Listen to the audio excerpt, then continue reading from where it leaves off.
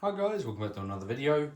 This is just to be a quick overview on my World War II photograph collection. Just sort of what I consolidated over. Sorry, I'm just moving around the tripod. Over about maybe a year. I have recently put them all into this binder.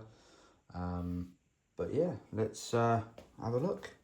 So in the first page, we've got World War II photographs. These may be copies of larger photographs. It looks like they might be. One sec, I'll just put this down. I'll show you. So this first photograph is of Japanese artillerymen. And it does say an artillery barrage on the enemy positions. And the second one is a Japanese armoured car convoy. And the third is a Japanese machine gun squad.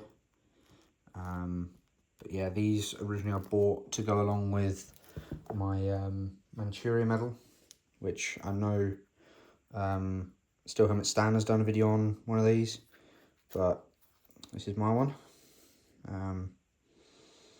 I won't do a separate video on it because I think he's done one already, so but yeah, it's a nice little thing. The box unfortunately is broken, it's seen better days, but yeah, so we're gonna go with that. And then on the second page I've got some half rupees and more occupation money. So that's actually Manchurian occupation money that was minted by the Japanese for the during the occupation, and some more here for so these two are Burma, and this is China. So this next one is a Russian light bomber. I do believe it's an SB2, probably SB2M, I think. There are similar sort of Russian light bombers when it comes to the engines, but the engines do look like an SB2M along with the fuselage that is left. So this is a photograph that the Germans took, and then you've got KV-2 in the background, a Russian heavy tank. But yeah, that's a nice addition to the collection. It's something that I think is really poignant when it comes to the historical side of things. The next one, this one is of an SS unit, most likely artillery because they are standing on an artillery gun. This one has got writing on the back. I could probably show you that in closer detail. So this is the back of that last photograph I just showed you. As you can see, you've got the SS runes there. I've also zoomed in a bit on the actual photograph because I scanned all these into my phone. I'm sorry about the camera work here. I'm trying to get it not to glare, but yeah, I put all these into separate pockets because they were individual when I first got them, so I wanted to protect them. As you can see, this man here, sorry about the light, that's a bit funny. He's got a Brody on, so he probably got that from a Canadian, a Brit, Australian, New Zealander, any of them probably. It probably looks a bit like the type of scene you would see in France and maybe Normandy after the invasion. But yeah, it's quite a picture, especially with the writing on the back. Okay, so this next one, this came in the set of 4, including that last one. This to me looks like it's probably the invasion of France. Looks very hectic and mad. The fact that people just dumped all this stuff and looked like they've been in a hurry. Very similar to the scenes that you do see in other photographs of the invasion of France. This one has gotten some bits on the back as well, so I'll just show you that. Okay, so this is the back of that photograph that I just showed you. You can just see it coming through actually on the back. I think I did translate this, but I can't remember what it was. If anyone wants to do that for themselves, or if anyone can actually read that, by all means, leave it in the comments. But yeah, that's that photograph. So just moving on to the next page, just so people know, I do not support any Third Reich or Nazi ideology. I just am interested in it through the collecting side of things. Obviously, I know you've got a swastika there, but I'll move on to that once we get to that. But just so people know, that's not why I collect these things. So just moving on to the next page. So this is a photograph that was with the grouping of 4. These are 3 Kriegsmarine sailors in Greece after the victory in Greece. And they're just standing in front of one of the famous Greek ruins. I can't remember what it is. This one does have something on the back as well, which is how I sort of found out any more out about it. As well as you could tell it was Greece from the ruins, but I'll just show you that now. So this is the back of that last one I showed you. So out of the ones that are in that group, this one does have a date of 1942. It does have the month there as well, but I can't remember what month that is. But yeah, so that's really nice to have. There's the front of it. Okay, so moving on to the next one. So this one is a different one. I think I showed you the ones the other day in a short. So this is one of the ones that I bought before from the same guy. And as you can tell, he's on horseback, the same as the other photographs. So I thought best keep them together. So that's really nice to have. Nothing on the back of this one. And for those of you who are not necessarily squeamish, but don't want to see anything nasty, I do suggest you skip ahead, because this last one, I was surprised when I got this one. So this is the 4th one out of the collection of 4. This one doesn't have anything written on the back, but I do believe it is from the Battle of the Bulge. And as you can see, piles of Americans in the foreground, and American gear as well, and then a German soldier standing in between them. But yeah, that was quite surprised when I got them. I didn't actually look at them properly when I first bought them, and just thought it was gear, but no, unfortunately they are the deceased. But yeah, it's a bit of history, which is sad, but anyway. So this next one got us a lot with this one. So this is just a group of soldiers, German Wehrmacht soldiers, standing around posing for a picture. There's nothing written on the back of that one either. So then moving on to this. This is a German Kriegsmarine coastal artillery man's breast eagle that was my dad's. I don't know why he had it. I think he just collected it. I think one of his colleagues that used to work within the MOD either was into militaria or was in the war, and he gave it to him. So my dad and my granddad both worked for the MOD, but yeah, that's the story behind this. Other than that, not really sure where it's come from. It's got the nice cut edges, and I have checked the back, and it is a genuine breast eagle, so that's really nice. So this next one is a German death card. This chap died on the 23rd of the 1st, 1943 in Stalingrad. So this was my first death card that I had ever purchased, and obviously because it's Stalingrad, I thought it was quite poignant. So yeah, that's quite a nice item to have. Obviously unfortunate, an awful battle, but a nice bit of history to have. Next page is the collection of 3 that I showed you in the last short that I did. So these are the photographs of Wehrmacht soldiers on horseback and with horses, which go with the other photograph that I just showed you. And then the artillery shells there as well. But yeah, some really, really nice pictures to have there. Obviously not nice subjects, but really nice bits of history. And I know it's unfortunate, we have to remember it. So I'm going to just tack this on to the end of this video. These are some new bits that I sort of got in a bundle, as well as a few other bits that I'm just going to mention. So starting with the bundle stuff, got this German death card. I'm sorry about the lighting. So this is for a Clement Dyler. He died on the 6th of August 1941 at the age of 26, and he was a commander in the Mountain Division. And he died in Ukraine. So yeah, that's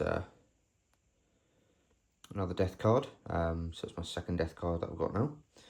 Along with that, as far as I'm aware, none of these have any sort of significance to one another. They're all just separate items that were put together in a job lot. But you've also got this, which is a letter, it's a German letter from 1941. This one is addressed to Berchtesgaden, Salzburg, and Berchtesgaden. And if anyone knows about Berchtesgaden, if any of you have seen Band of Brothers, it's quite a prominent place of the Nazis. So yeah, it's I did sort of try and translate a bit of it, and it said something about the Dutch. So yeah, I will translate it fully and get back to you with that. But that's a nice little thing.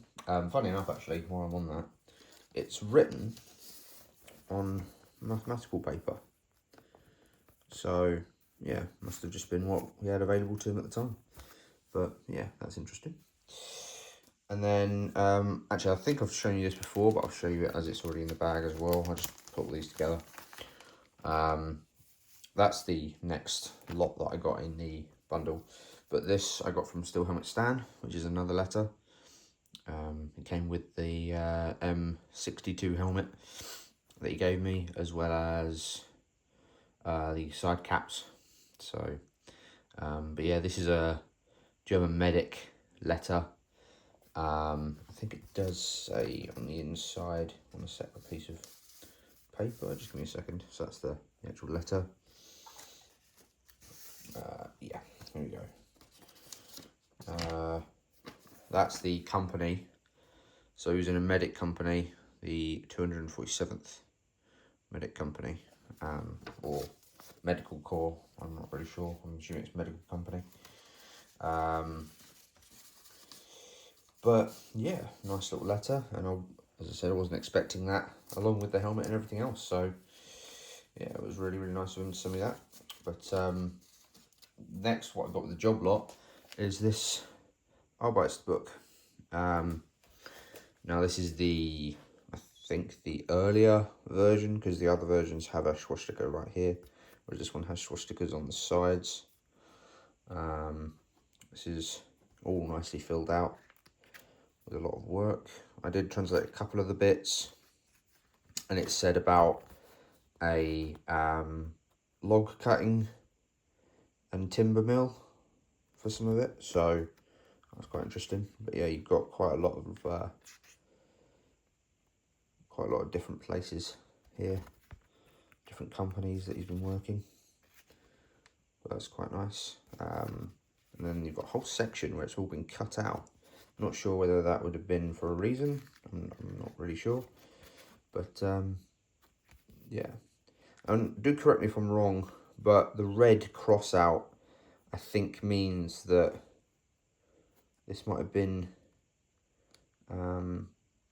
sort of deemed invalid, and you must have been either given another one, or this might have been after the Third Reich. I did look up, sorry, not look up, I did find that there were entries from 1944. That handwriting is not great, but yeah, I think there were some entries from 1944. Yeah, here. You got date of 44 there. But yeah, it's a nice little thing to have. I've never had one of these. I really wanted one. So along with the other bits, that was one of the reasons why I bought the little job lot, because it was fairly cheap for all those bits. So yeah. And then while I've got you here, might as well show you these as well. Obviously that's the death card. I'll put that in the binder.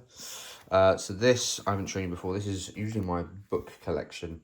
I've got a load of antique books as well. And this is the Battle of Flanders by Ian Hay, The Army at War.